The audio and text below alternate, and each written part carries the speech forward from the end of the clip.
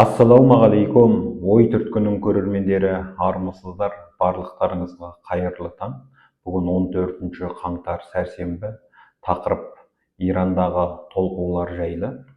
Өткен жылдың желтоқсан айының соңында басталған Ирандағы халықтың наразылығы әлі басылған жоқ. Есесіне күн сайын күшейіп, адам өлімі де көбейіп барады. Иран билігі интернетті бұғаттап, ақпараттың сыртқа шығып кетуінің алдын алуға барынша тырысқанымен, бірақ әлемдік бақ беттерінде Ирандағы өлген адамның саны күн сайын, тіпті сағат сайын көбейіп бара жатқанын дәйек ретінде алға тартуда. Әрине, Ирандағы жағдай ушыққан сайын ақш пен Израильдің да жоба жоспарлары көбейе бастады деп жатыр батыстың ақпарат құралдары. Әсіресе ақш Иранға қатаң ескерту жасап, Иран халқын қолдап үндеулер жасап жатыр. Ең бастысы, кеше Дональд Трамп Иранмен сауда жасасушы барлық елдерге 25% тариф енгізетінін жариялады. Бұл онысы да ұзақ жылдан бері экономикалық қыспақтың арасында отырған Иранға үлкен соққы. Енді қайсы мемлекет болса да Иранмен сауда жасасу үшін ақштың мақұлдығын алуы керек. Яғни ақштың қырына ілініп қалмау үшін Иранмен жасалып жатқан саудасын уақытша болса да тоқтатуға мәжбүр болады. Өйткені ақштың тариф саясаты әрқайсы елдің экономикасына аса тез ықпал ететін өте күшті құралға айналып тұр. Жалпы Иранда қазірге дейін нақты қанша адамның қаза тапқаны туралы нақты ақпарат жоқ. Дегенмен кеше кейбір бақ Иран билігі алғаш рет толқулар кезінде қаза тапқандар саны 2000-ға жуықтайтынын мойындады деп хабарлады. Ал New York Times Ирандағы толқулар кезінде қаза тапқандар саны 3000-нан асты деп мәлімдеді. Америкалық телеарналар болса, Иранда қаза тапқандар саны 12.000-нан 20.000-ға жетуі мүмкін деп санайды. Ал Ирандағы қарсы партияның күштері таратқан деректерге сүйенсек, қазірге дейін Ирандағы қаза тапқандардың саны 6000-да 14000 сан аралығында деп отыр.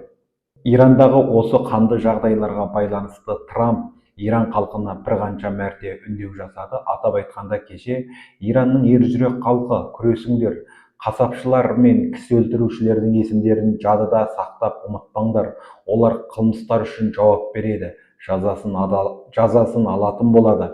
Иран билігі өз халқын қынадай қыруын тоқтатпайынша, Иран ченділерімен кездесулерді тоқтаттым. Ол кездесулердің еш мәні жоқ. Иран халқы, күтіңдер, көмек жолда келе жатыр деп жазды Трамп. Сонымен қатар Трамп өз үндеуінде Make Iran Great Again деген сөзді қолданды. Яғни Иранды қайтадан ұлы етеміз деді Дональд Трамп. Сонымен қатар ол алдағы 24 сағаттың ішінде Иранда қанша адам қаза тапқаны жайлы нақты деректер белгілі болмақ. Меніңше қаза тапқандар өте көп. Мұнда аз деген сан жоқ, тіпті бір адамның өзі көп деді Трамп. Сонымен қатар Трамп ақш азаматтары мен ақштың одақтас елдерінің азаматтарын тездетіп Ираннан кетуге шақырды. Трамптың мәлімдемесінен кейін Иранның ұлттық қауіпсіздік кеңесінің бас хатшысы Әли Лариджани Трампқа үн қатып, Иран халқын қырған қанішерлердің есімдерін атауды жөн көрдік. Оның біреуі Трамп, екіншісі Нетаньяху деді ол. Жалпы Ирандағы ақпараттың бұғатталуына байланысты Трамп кеше Илон Маскпен кезікті деген ақпарат айтылды. Атап айтқанда Трамп Илон Маскпен Starline жүйесін ашып, Иран халқын тегін интернетпен қамтамасыз етуді сұраған көрінеді. Осыдан кейін Илон Маск мәлімдеме жасап, Ирандағы наразылыққа шыққан халыққа шерулер кезінде Starline'ды тегін ететінін мәлімдеді. Сонымен қатар кеше Axios басылымы ақштың арнайы өкілі Стив Виткоп Иранның қуғындағы ханзадасы Риза Пахлевимен жасырын кездесті деген ақпаратты да таратты. Трамптың мәлімдемесінен кейін Үндістан, Германия, Франция, Канада өз азаматтарын Ираннан дереу кетуге шақырды. Германия канцлері Мерц те мәлімдеме жасап, меніңше Иран билігі өзінің соңғы күндерін немесе апталарын өткізіп жатқан секілді деп мәлімдеді. Осы ақпараттарға назар салып зерделеп көрсек, ақш Иранға соққы жасаудың жоба жоспарында жасап қойған тәрізді. Өйткені мейлі Иранда билік ауысса да, ақш пен Израиль Иранның ядролық қаруларының құрылғыларын жоюға мүдделі. Әсіресе Израиль мұның жоба жоспарын әлдеқашан жасап қойған. Яғни Ирандағы былық-балық кезінде Иранға соққы жасап, Иранның ядролық құрылғыларын, негізгі әскери нысандарын құртып жойып жіберсе, бұл ақш пен Израиль үшін де аса тиімді болғалы тұр.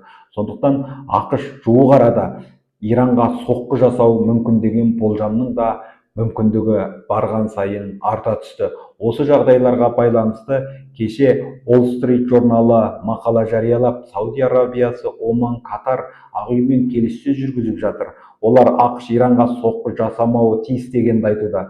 Парсы шығанағы аймағындағы елдер таяу шығыстағы жағдайдың күрт ушығып кетуінен, мұнай нарығындағы тұрақсыздықтан сескеніп отыр деп жазады. Яғни араб елдері де жасырын түрде ақшпен келіссөз өткізіп, Иранға соққы жасамауды талап етіп жатқан тәрізді. Бірақ Трамптың алған бетінен қайтпайтыны анық. Өйткені ақш үшін де, Израиль үшін де бұл үлкен орай. Яғни Ирандағы былық-балық кезінде Иранның ядролық құрылғыларына соққы беріп жіберсе, оның дәл қазір сұрауда болмауы мүмкін. Өйткені Хаминей билігі қазір өзінің ел ішіндегі толқулармен күресіп жанталасып жатыр. Әрине Хаминей қашады деген болжам жасалғалы, тіпті қашып кетіпті деген өсектердің шыққанына да бір аптадан асты. Дегенмен аяз мүйізді, мүйіз тұғылды, тұғыл сиырды қысады дегендей, жалпы саясаттың қыса бастауы Хаминейді биліктен кетіретінін анық аңғартқандай. Ал Ресей Украина соғысына келсек, Майдан даласында үлкен өзгеріс жоқ. Дегенмен Ресей әлі де ұшқышсыз ұшақтармен, зымырандармен толассыз Украина даласын атқылап жатыр. Ал ақш болса, Ресей бейбіт жоспарды бұзуға қарсы әрекет жасауда деп санайды. Яғни Вашингтон Ресейдің Украинаға жасап жатқан соққыларын, энергетикалық инфрақұрылымдарға жасаған соққыларын айыптап, мұны Трамптың бейбіт жоспарына қарсы шығу деп атады. Кеше Біріккен ұлттар ұйымының қауіпсіздік кеңесінің отырысында ақш елшісінің орынбасары Тэмми Прайс осылай деп мәлімдеді. Оның айтуынша, тараптар бейбіт келісімге жақын қалғанда Ресей Украинаны арашеникпен атқылап, жағдайды ушықтырып отыр деді ол. Демек, қазір Украина Ресей соғысына назар аударатын ақштың да мүмкіндігі аз. Өйткені Венесуэладағы жағдайдан кейін ақштың негізгі назары Иранға ауып тұр. Жалпы онда бір аптаның ішінде Ирандағы мәселе де шешілуі мүмкін. Әрине Иранның билігі алмасқаннан кейін де ақштың өзінің атқаратын жұмыстары бар. Демек, Украинадағы соғыс қалай деген күннің өзінде соғыстың басталған мерзіміне дейін тоқтамайтыны анық. Қазірше айтарымыз осы. Ықыластарыңызға рахмет. Келесі кездескенше сау саламат болыңыздар. Еліміз аман, жұртымыз тыныш болсын.